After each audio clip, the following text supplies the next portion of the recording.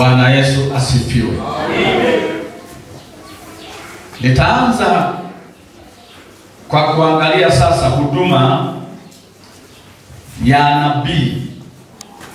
Tuliangalia karama. Leo tutaangalia huduma ya nabii. Katika zile huduma tano za Waefeso 4 mstari wa 11 na kuendelea pale, kuna huduma inaitwa ya nabii. Tofauti na karama ambazo tulizizungumzia, hata jana nilizungumza. Karama ya unabii nilisema kwamba kufuatana na maandiko, mtu yeyote wa Kristo, sisi sote tulioko hapa, Roho Mtakatifu anaweza kuchagua kupitia mtu yeyote aliye tayari akatamka neno la kinabii au ujumbe wa kinabii.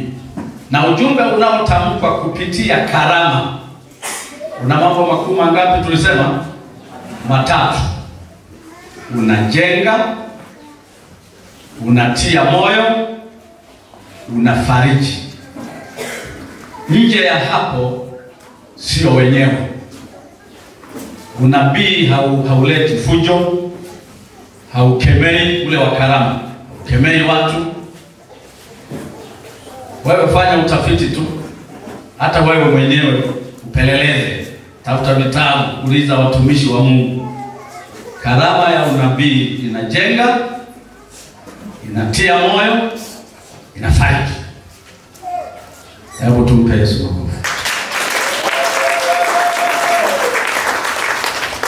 Lakini tutakapokuja kwa nabii kama huduma, tutaona kwamba ni tofauti kidogo. Na nabii sasa ni ofisi.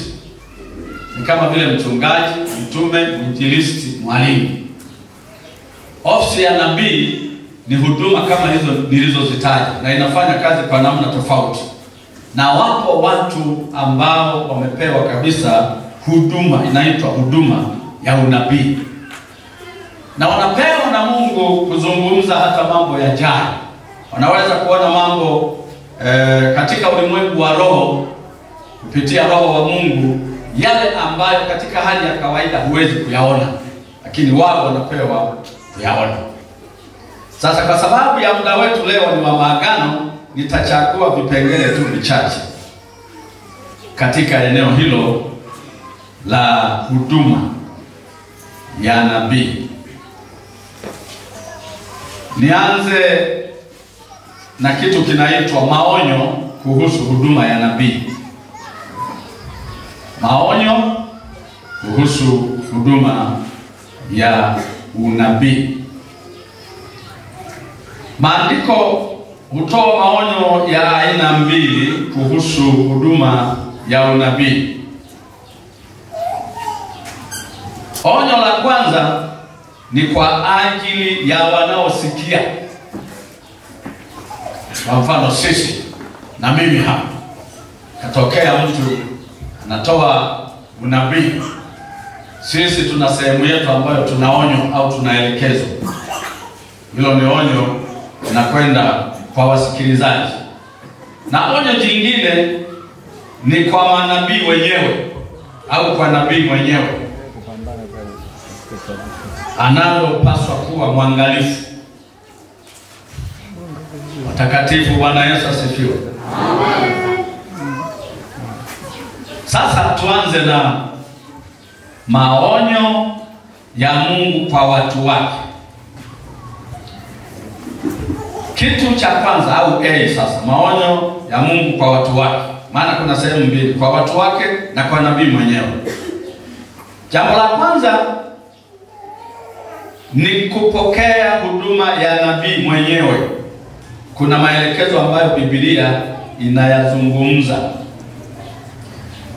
Kwa mfano, katika Mathayo sura ya 10 mstari wa 41. Hebu tuangalie kidogo hapa. Mathayo 10:41.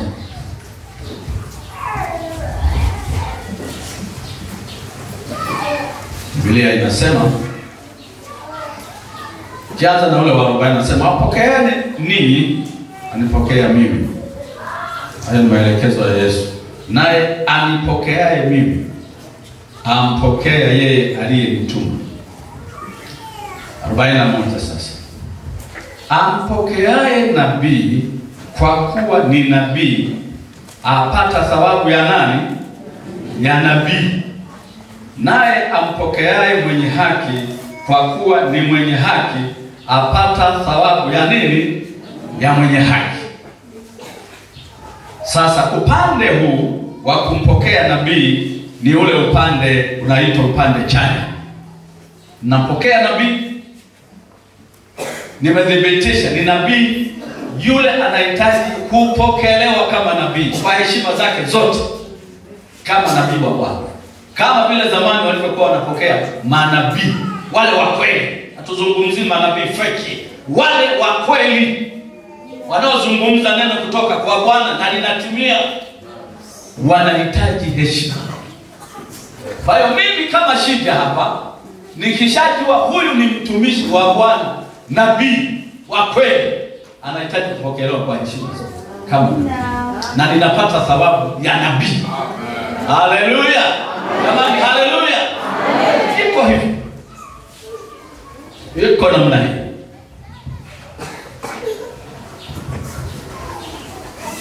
Sasa unaweza ukakuta maeneo mengine kwa watu kutokujua iko kinyume chake. Inasikitisha kwa sababu wakati mwingine kwa kutokujua watu hawapokei watumishi wa Mungu katika stahili inayotakiwa. Na kwa maana hiyo kanisa haliwezi kuendelea, haliwezi kukua. Nadhani mnanielewa hapo vizuri. Mnanipata vizuri. Hapa tunazungumza upande chanya wetu sisi kama wasikiaji au washirika au watu wa Mungu tunaopokea watumishi wa Mungu, awe mchungaji, awe mtume au mwinjilisti. Lakini kwa leo tunazungumza nini kinaweza kutokea kwa mtu anayempokea nabii wa kweli, anapata thawabu ya nabii, kwa sababu yale yaliyo ndani ya yule nabii unayapokea, na hasemi maneno yake, anasema kutoka kwa Bwana. Bwana Yesu asifiwe sana. Amen. Sasa twende kipengele cha pili cha wasikilizaji, onyo la pili. Onyo la pili sasa lenyewe liko tofauti. Inasema kujilinda na manabii wa uongo. Kujilinda na manabii wa uongo. Sasa pale kuna rundo la mistari, ni watajia, hatutaisoma maana hatuna muda kabisa. Lakini kama unaweka kumbukumbu, andika Yeremia sura ya 5 mstari wa 30 na wa 31. Utakuta kipengele hicho ninachokizungumza, kujilinda na manabii wa uongo. Lakini Yeremia hiyo 14 mstari wa 13 mpaka wa 18. Na Ezekieli sura ya 13 mstari wa 1 mpaka wa 23. Lakini Agano Jipya pia Mathayo sura ya 7 mstari wa 15. Na mstari mwingine katika Mathayo ni ile Mathayo 24 mstari wa 11 na ule wa 24. Na sasa tunapimaje? Hatuwezi kupima unabii kutokana na sauti kubwa au urefu wake au uzuri wake au umbo lake au maneno yake. Lazima upimwe kwa kulinganishwa na neno la Mungu. Kipimo cha kupima nabii yeyote ni neno. Tunakwenda pamoja watakatifu. Bwana FCC, mnanisikia? Kipimo cha kumpima nabii ni neno la Mungu. Neno la Mungu. Hicho ndio kipimo cha vitu vyote, hata karama zinazofanya kazi. Neno la Bwana na wapima. Na hapo sasa ndio inakuja ile changamoto. Nadhani askofu ulitaja kidogo hapa. Tunahitaji kulielewa neno la Mungu. Kwa sababu mtu asiyelielewa neno la Mungu, unapimaje sasa kitu ambacho huna? unakuwa na kipimo kutoka wapi? Kwa hiyo tunatakiwa kulielewa neno la Mungu, na hilo linaweza kutusaidia kupima cha Mungu ama sio cha Mungu, cha kweli si cha kweli. Bwana Yesu apewe sifa sana. Amen. Kwa hiyo tunaweza kupima kupitia neno la Mungu, na Roho wa Mungu anaweza kutuongoza katika mambo haya, na watumishi wa Mungu wengine waliopakwa mafuta, walio na uelewa katika mambo haya, wanaweza kusaidia kupima. Tumemaliza kipengele cha kwanza cha maonyo kwa watu wake. Sasa tunakwenda maonyo ya Mungu kwa manabii wenyewe. Manabii wenyewe. Pointi ya kwanza ambayo nabii aliye na huduma ya nabii anaonywa, wanaonywa wajitawale. Ni kwa njia ya kujitawala tu manabii wanaweza kuwajenga watu wa Mungu ipasavyo. Lazima wawe wasikivu kwa Roho wa Mungu na watoe huduma kufuatana na utaratibu wa kimungu, kwa sababu hata unabii kuna utaratibu kwenye Biblia. Kwa wale wanaofahamu, kuna utaratibu. Mtu akiwa na huduma ya nabii, kuna utaratibu. Asipokwenda kwa utaratibu, hawezi kutimiza huduma hata kama anayo. Haleluya watakatifu. Jamani, haleluya watu wa Mungu. Lazima ajitawale, ajikontrol, afanye huduma hiyo kwa utaratibu. Kwa mfano, kuna neno hapo tulichukua. Wakorintho wa kwanza 14:32. Hebu tusome huu mstari.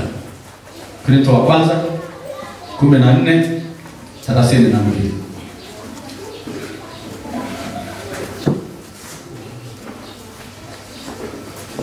Leo tunahitimisha Wakorintho wa kwanza 14:32. Inasema hivi: na roho za manabii huwatii manabii. Sawa watakatifu? Na roho za manabii huwatii manabii, kwa maana Mungu si Mungu wa machafuko bali wa amani. Ukiona unabii unatolewa halafu kuna machafuko yanatokea, weka alama kubwa ya kuuliza. Unanisikia? Weka alama kubwa ya kuuliza. Unabii wa Mungu hauleti machafuko. Lazima kuna kitu hapo. Kwa sababu nabii unakuja kuponya. Unaponya. Unatibu majeraha ya watu. Hauweki majeraha kwa watu. Haleluya. Haleluya. Muulize jirani yako, umesikia hilo? Hiyo ni dozi nzuri sana. Na kwamba roho wa nabii huwatii watu gani? Nabii. Ukikuta mtu anang'ang'ana peke yake, anashauriwa yeye ni peke yake, hataki kusikiliza cha nani, hiyo ni roho nyingine. Jana mliokuwepo hapa niliwaambia, mnatuona hapa tunasimama hapa, tumelelewa na wazee kina Shimba, kina Salome, tumeonywa kweli. Shija usipite hapa, pita hapa. Dileko usipite hapa. Niliwaambia Dileko mimi ni tuko kulio moja, tuko lika moja. Tumefanya kazi pamoja tangu tukiwa vijana. Mpaka leo Dileko ni mchungaji na mimi mchungaji. Tumepita pengi. Tumechongwa na tulikuwa tayari. Wakati mwingine wazee wanakuambia mpaka unaanza kulia machozi. Lia tu, tunakusaidia, utatufaa baadaye. Haleluya! Tunaona tunawafaa sasa. Roho ya manabii huwatii manabii. Hiyo ndio kanuni kabisa. Na mimi niwaombe hivi, wale mnaosikia kwamba mna huduma, mtafute walezi mnao waamini. Wanaitwa mentor. Tafuta mentor. ambaye anaweza kukukosoa na ukasema asante baba kwa kunikosoa. Usielewe kama ndege wa angani, hana kiota, hana kituo, wewe unajiendea tu, utapotea. Kuna mwanadamu aliye mkamilifu. Na hasa tunapoanza huduma, yale unafahamu nyanya, hizi nyanya ukishaziotesha huwa yanaota vizuri, lakini wale wanaojua kwamba nikiacha hivi sitapata nyanya huwa wanayapuruni. Wanaanza kuyapuruni. Naambia, mbona yamestawi sana? Nakwambia nazitengeneza sasa zikae sawa sawa. Sasa ukipuruniwa kubali. Haleluya! Haleluya! Ngoja wakupuruni kama nyanya ili ufae sawa sawa baadaye. Na manabii wanene 2 au 3 na wengine wafanye nini? Wengine wafanye nini? Uliona Biblia hapa? Wengine wapambanue. Wengine wapambanue. Kupambanua ni kufanya nini? Ni kuona kama iko sawa ama si sawa. Jamani, tunafuatana? Amina. Kabisa. Wapambanue. Wakipambanua wakasema na wewe ukubaliana. Na ni kwa usalama wako, kwa usalama wangu. Jamani, Bwana Yesu asifiwe. Karama za Roho Mtakatifu ni nguvu ya Mungu inayotenda kazi kupitia hizo karama kwa namna ya pekee sana. Lakini hakuna mahali ambapo panachanganya sana, hasa siku hizi, kwa sababu karama zisipofundishwa vizuri na jinsi ya kutumia, wengine wanaingia huko kama kwenye msitu, wanapotelea huko sababu hawajafundishwa. Ndio maana mchungaji Pasaka aliponifikia alisema, mchungaji, naomba mafundisho ya Roho Mtakatifu na karama, utufafanulie na mambo mengine haya. Nimeenda hata kwa askofu wetu mzee Yunga, nimemwambia, amenipa go ahead, ameniuliza tu nani atafundisha Shija. Akasema kama ni Shija aje. Mzee lazima akague nani anakuja. Mzee alitoa recommendation. Kwa hiyo niko hapa kwa recommendation ya askofu wangu. Nilikubaliwa nifundishe haya mambo. Pongezeni askofu. Niwaulize wangapi wamebarikiwa tangu tumeanza tulipoanzia? Na mimi nimebarikiwa pia. Kabisa. Sasa yasije yakatokea kama ya jana, muda hautoshi, alafu mnasema ongeza tena. Leo siongezi. Tunaishia hapa kwa sababu tuna maombezi. Asubuhi tunataka kumaliza, anasema tunataka tena nusu saa. Leo hakuna nusu saa, maana watu wengine wanaenda sio Ujerumani ya hapa Tanzania, maana wamekuwa wakisema sio ile ya Kochibile. Ujerumani ya airport.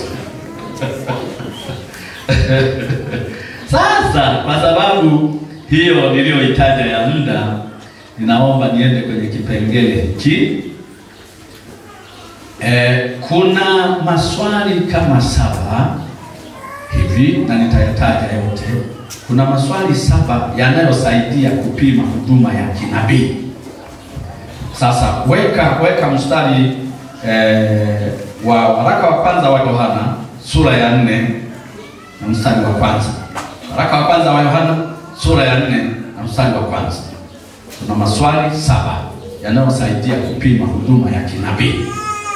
Na huo mstari tuliusoma jana kwamba muangalie roho zimeshatokea za manabii ambao hawako sawa. Sasa swali la kwanza la kupima unabii. Tuko tayari? Jamani, tunakwenda pamoja? Swali la kwanza ni hili.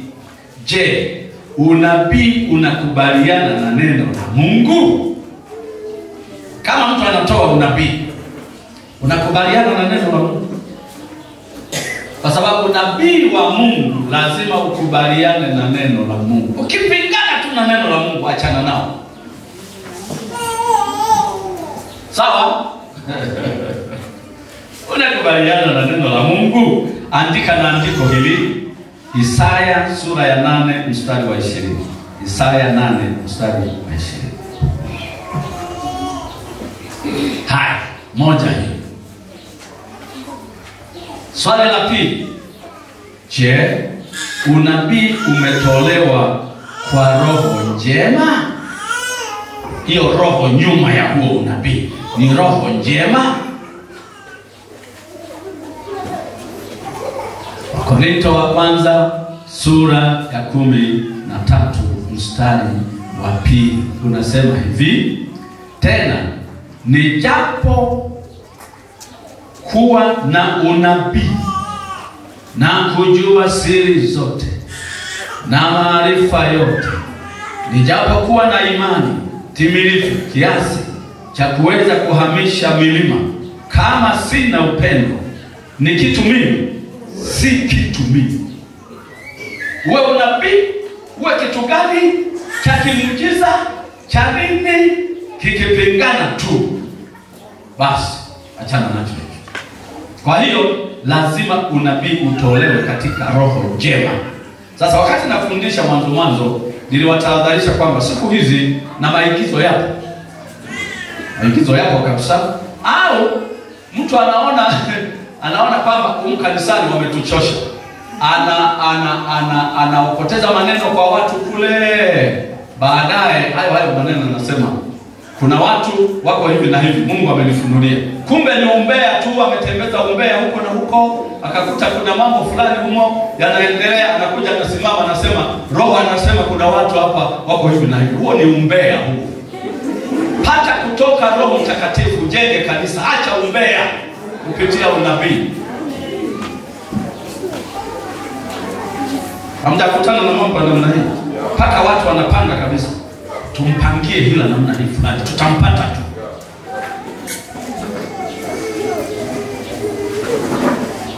Jambo la tatu, swali la tatu: je, utabiri wa nabii unatokea? Sema tabiri. Sema hivi na hivi.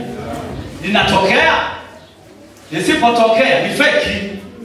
Maana unabii wa kweli lazima utokee, lazima utimie.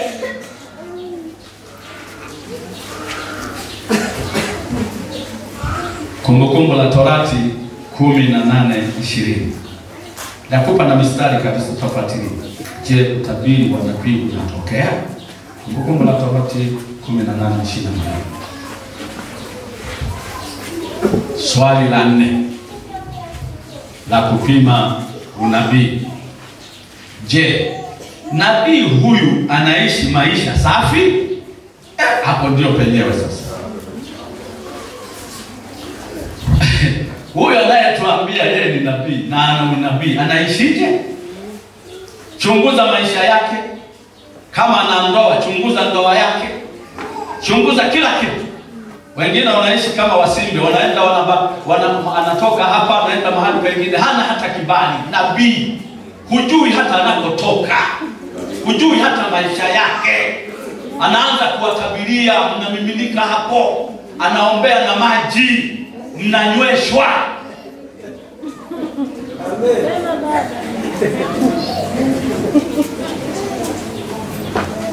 Hapo Morogoro kuna ndugu yetu, wewe unamfahamu lakini sitaki. Hata mama binti yake, binti mzuri kabisa, amesoma na elimu yake, nadhani alimaliza mpaka chuo. Akajiunga kwenye kikundi sijui cha ushuhudiaji, sijui cha outreach, cha mitume na manabii. Sio kawa nasafiri na nasafiri, nasema wanashuhudia. Wazazi wakamwambia, lakini hii nani koja? Akasema wameokoka kabisa na tunawaleta watu kwa Yesu. Safari moja sasa yule binti akaja pale nyumbani. Waliondoka, walikaa sijui mwezi, wako na mitume na manabii wanazunguka. Kilichotokea ni aibu. Mtoto huyo alirudi na mimba ya mitume na manabii hao. Unacheka. Kuna uchafu. Na wao hilo ni jambo la kawaida kabisa. Wanakuwa ndio kama mahawala wao sasa. Na vituko. lakini ni mitume na manabii na sauti kubwa kubwa za kimitume. Sema amen. Ndivyo wanavyosema. Mimi sio kama nakwambia sema amen. Yaani ndivyo walivyo. Yaani wana mikopo. Yaani wana sisi nisemeje. Wana vituko.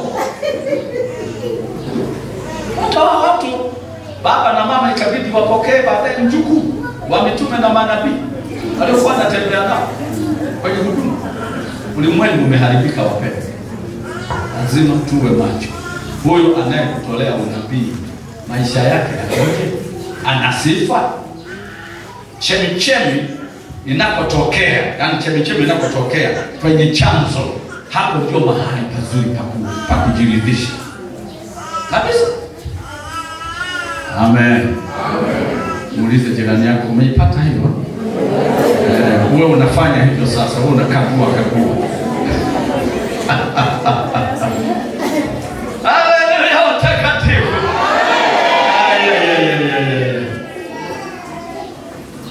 Yeremia kwenye andiko sasa, kwenye hilo swali, je, nabii huyu anaishi maisha safi? Yeremia 23 mstari wa 13 mpaka wa 16. Swali la 5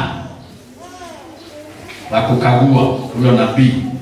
Je, Roho Mtakatifu ashuhudia au akubali kwamba unabii huu ni wa kweli? Roho Mtakatifu ashuhudia au akubali ndani yako sasa wewe kwamba unabii huu ni wa kweli? Kwa sababu iko hivi, tulisoma asubuhi ya kwamba Roho Mtakatifu huwa anashuhudia pamoja na roho zetu. Mimi nimekutana na vitu vya ajabu sana kwenye huduma. Unaona kama kitu kinaonekana kama kiko sawa, lakini ndani ya roho unasikia negative. Unasikia sio. Na wala unahitaji kuambiwa na mtu. Ndio uzuri wa Roho Mtakatifu. Kama Roho Mtakatifu anafanya kazi ndani yako, kitu chochote hata kama kitapangwa namna gani, huyu wa ndani hapa atasema no, atasema hapana, hata hujaambiwa na mtu. Ndio hiki sasa kinachozungumzwa. Unashuhudia. Roho Mtakatifu ndani yako anasema amen.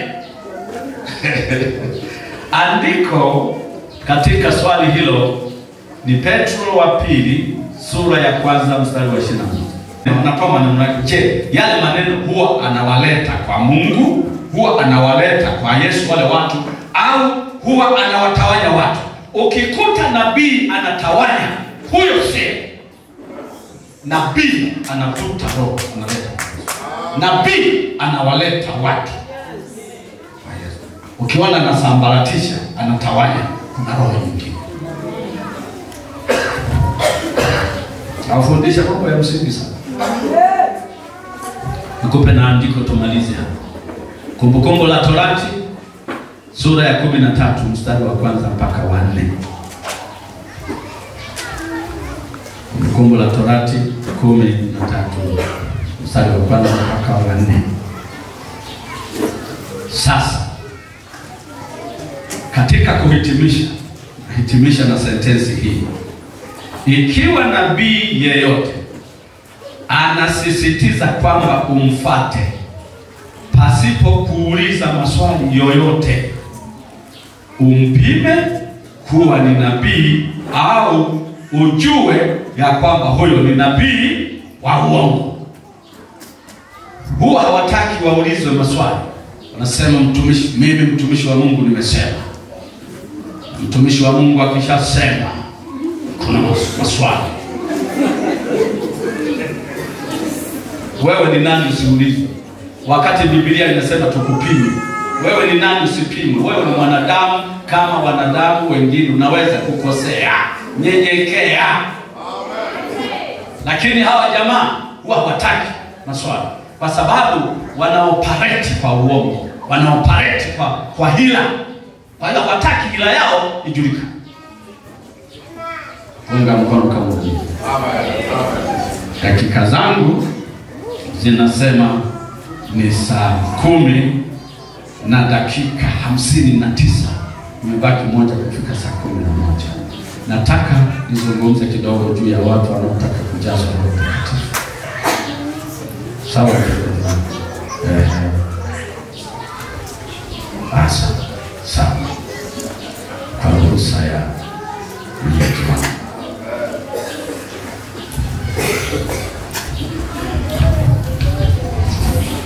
Amina. Nataka nizungumze kwa faida ya watoto wetu wa kiroho ambao hawajapokea Roho Mtakatifu. Huwa ni muhimu sana kusoma maandiko kabla ya kuwaombea. Jinsi ya kupokea Roho Mtakatifu. Tumepewa kama dakika 15 hivi, baadaye tuombe sasa.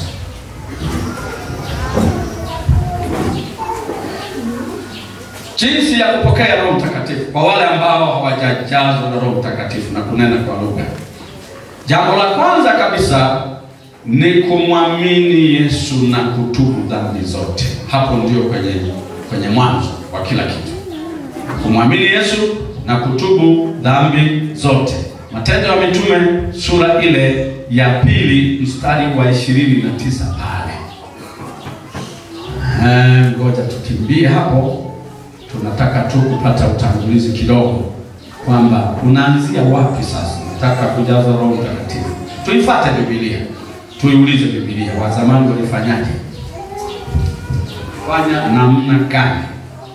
Bwana Yesu asifiwe watakatifu. Haleluya. Mna amani, mna furaha. Amina. Inasema katika sura ya 2 ya na huo mstari tukianza na wa 29 unasema hivi: Waume ndugu zangu, ni baada ya watu kujazwa Roho Mtakatifu, ile sura ya 2 kukawa na maswali. Petro sasa anafafanua, anasema hivi: Waume ndugu zangu, mniwie radhi niseme kwa ujasiri mbele yenu habari za baba yetu mkuu Daudi, ya kuwa alifariki akazikwa na kaburi lake liko kwetu hata leo. Basi kwa kuwa ni nabii, akijua ya kuwa Mungu amemwapia kwa kiapo ya kwamba katika uzao wa viuno vyake atamketisha mmoja katika kiti chake cha enzi.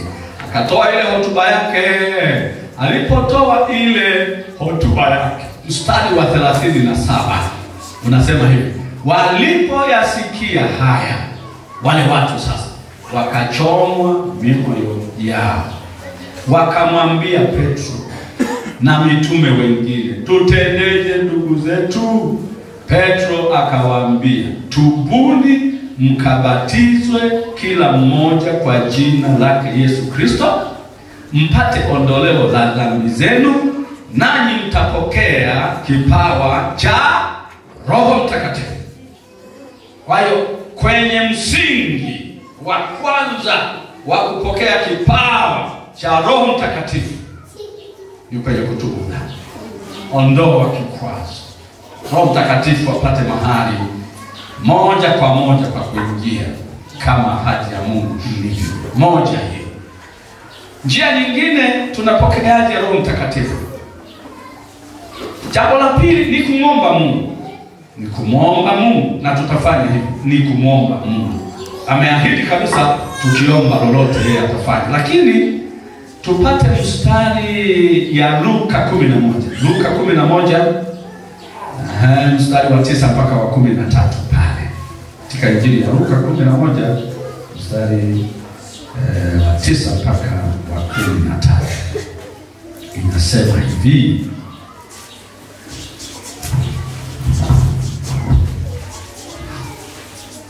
Nasema hivi: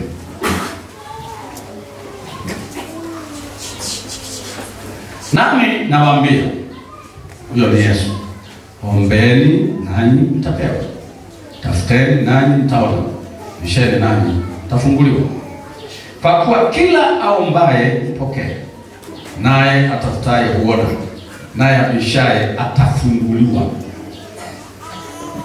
Maana ni yupi kwenu aliye baba ambaye mwanawe akimwomba mkate atampa jiwe?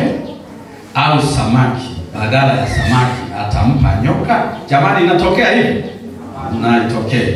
Au akimwomba yai atampa nge? Yaani mtoto anaomba yai, unatafuta nge huko kwenye magogo yaliyolala huko na lile tunampa. Hamna. Basi ikiwa ninyi mlio waovu mnajua kuwapa watoto wenu vipawa vyema, je, Baba aliye mbinguni hatazidi sana kuwapa Roho Mtakatifu hao? Kwa maneno mengine ni kwamba haiwezekani tuombe Roho Mtakatifu tupewe kitu kingine. Tutaomba Roho Mtakatifu na tutapokea Roho Mtakatifu. Wewe uliyeko hapa una kiu kabisa, una hamu kabisa, unasema na mimi Yesu, yo ahadi yako niko tayari. Tutaomba na wewe utaomba ndani ya moyo wako. Hiyo ni ahadi, tutapokea. Jambo la tatu ni kumwamini na kumtii Mungu na neno lake. Kumwamini na kumtii Mungu na neno lake. Matendo ya Mitume 5 mstari wa 29 pale. Matendo ya Mitume sura ile ya 5 mstari wa 29. Kumwamini Mungu na kumtii neno lake. Naweka msingi wa wale ambao wanahitaji kujaza Roho Mtakatifu. Mstari wa 29 wa Matendo ya Mitume sura ya 5 unasema hivi: Petro na mitume wakajibu wakisema, imetupasa kumtii Mungu kuliko wanadamu. Mungu wa baba zetu alimfufua Yesu, ambaye ninyi mlimuua mkamtundika katika mti. Mtu huyo Mungu amemtukuza kwa mkono wake wa kuume, awe mkuu na mwokozi, awape Waisraeli toba na msamaha wa dhambi. Mstari ule wa 32 sasa. Na sisi tu mashahidi wa mambo haya, pamoja na Roho Mtakatifu ambaye Mungu amewapa wote wanaofanya nini? Wamtio. Wanaomtii anawapa Roho Mtakatifu. Kutii sheria ya Bwana, kutii maagizo yake, kunafungua mlango wa kupokea baraka na ujazo wa Roho Mtakatifu. Jambo la 4, kuwa na kiu. Kuwa na kiu. Yohana sura ya 7 mstari wa 37. Yohana sura ile ya 37. Maneno haya Yesu aliyasema yeye mwenyewe wakati yuko duniani. Nitasoma uone jinsi Biblia inavyoeleza, weka utaratibu. Yohana 7:37. Hata siku ya mwisho, siku ile kubwa ya sikukuu, Yesu akasimama, akapaza sauti yake akisema, mtu akiona kiu na aje kwangu anywe. Aniaminie mimi, kama vile maandiko yalivyonena, mito ya maji yaliyo hai tatoka ndani yake. Na neno hilo, sikiliza sasa, na neno hilo alilisema katika habari ya Roho, ambaye wale wamwaminio watampokea baadaye. Kwa maana Roho alikuwa hajaja kwa sababu Yesu alikuwa hajatukuzwa. Yaani ile kiu ni kama vile tunavyopata kiu. Unasikia kabisa, ningepata kikombe cha maji hapa. Ile huo mfano ndio unaenda nao kwa Yesu. Una kiu, ni kugusa tu. Yaani ni kugusa. Umeomba mara nyingi sana na watu wanaohitaji Roho Mtakatifu, ama mmoja ama kikundi.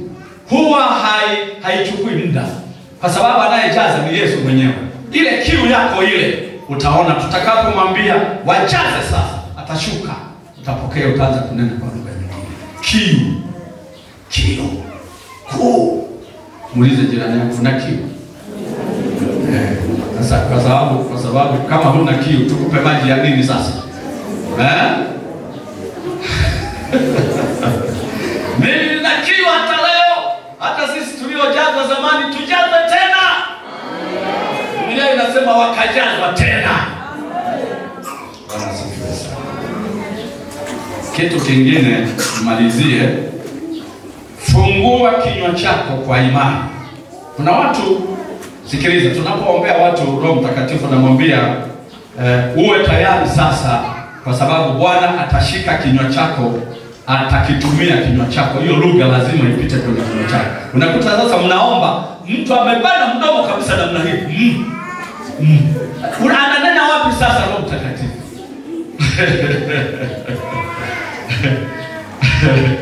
Fungua kinywa chako, pokea. Haya, fungua kinywa chako kwa imani. Zaburi ya 81 na mstari wa 10. Na kwa tunamalizia hapo, baadaye tumwabudu Yesu, tuingie kwenye maombi ya ujazo wa Roho Mtakatifu. Zaburi ya 81 na mstari wa 10.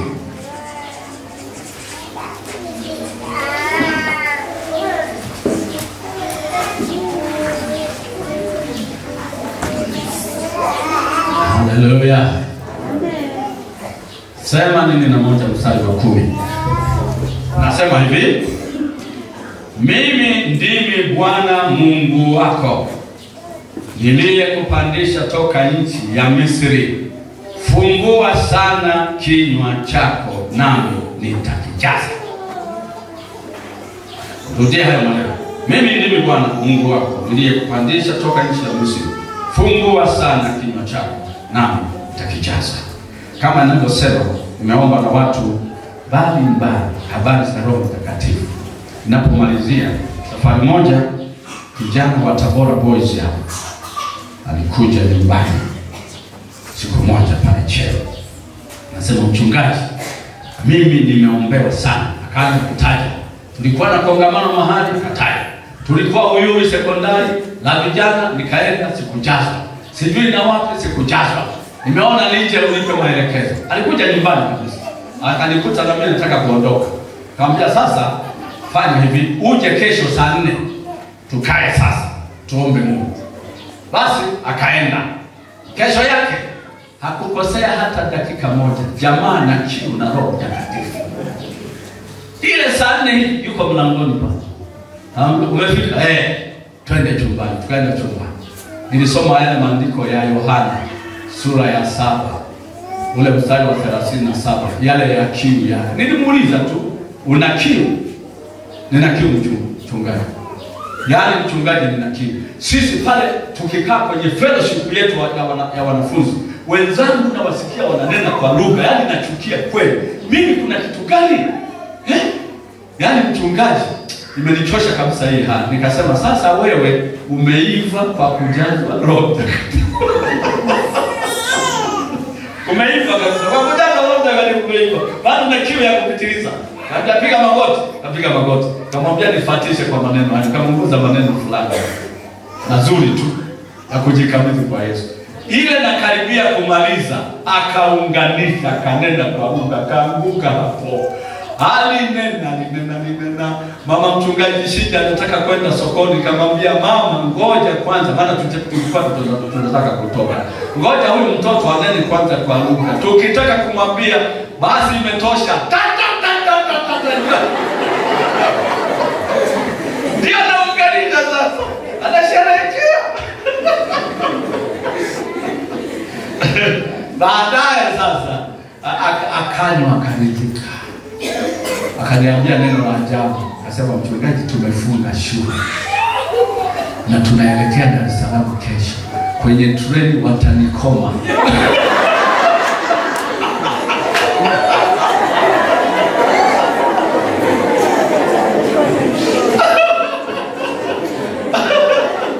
Nitanena kama twende namna hiyo ndugu. Basi ni mtoto mdogo. Anapojua sasa nimempata, nitashandalize popote bana. Kama twende namna hiyo. Naomba tusimame sasa.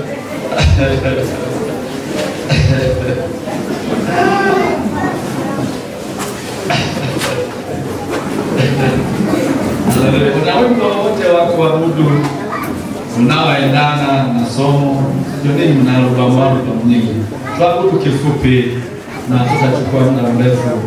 Na wakati tunaimba huu wimbo, wewe uliye na kiu ya kujazwa Roho Mtakatifu, utaanza kutembea kuja kwa ajili ya muda wetu. Baadaye tuombe kwa ajili ya shida zingine, baadaye tutaomba kwa ajili ya wimbo na ule muda mchungaji ulionipa wa dakika 15 sijazimaliza, nitakuzimaliza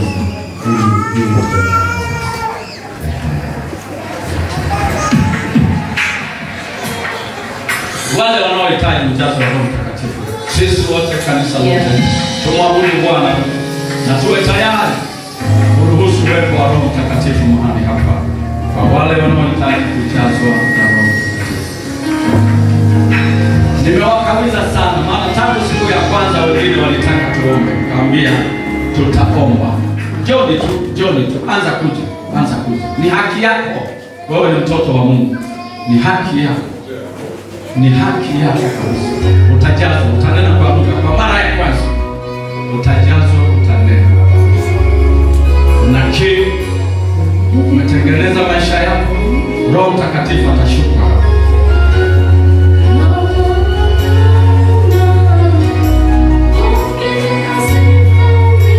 Hebu tuinue mikono yetu. Mawazo yako yote na moyo wako elekeza kwa Yesu. Funika macho yako. Funika macho yako, inua mikono yako.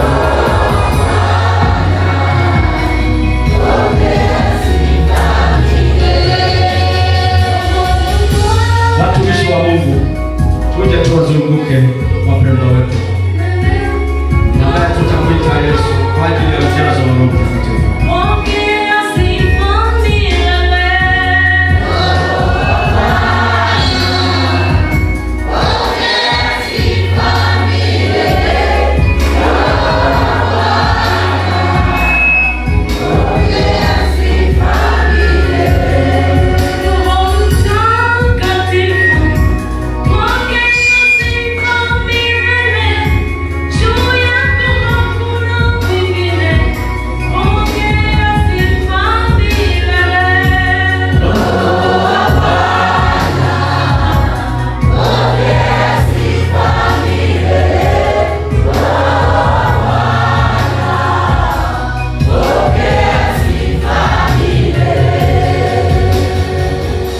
Ukiwa umefunika macho yako, nifuatishe katika sala. Uweke tayari. Kwa sababu ahadi hii ni kutoka kwa Yesu. Usitazame huko. Funika macho yako, moyo wako uunganike na Yesu sasa. Utapokea ajabu. Tanena kwa lugha leo. Ni ahadi tumeiona, tumeihakikisha. Hata sisi tulijazwa Roho Mtakatifu kama ulivyokuja leo. Kiu yako hiyo Yesu atakuisha. Sema maneno haya. Mungu Baba, nakuja mbele zako kwa ajili ya kupokea ahadi yako ya Roho Mtakatifu. Niko hapa mbele zako sasa. Ninayo kiu na njaa ya kupokea kutoka kwako. Na kama kuna mambo katika maisha yangu yasiyokupendeza, ninaomba unisamehe, unitakase kabisa kwa damu yako ya thamani iliyomwagika pale msalabani. Asante Yesu, kwa sababu wewe ni mwingi wa rehema, ni mwingi wa neema. Umenisamehe, umenitakasa. Niko tayari sasa. Niko tayari Yesu sasa. Niko tayari Yesu sasa kupokea Roho wako Mtakatifu. Asante Yesu, kwa kuwa leo ni siku yangu ya kunena kwa lugha mpya.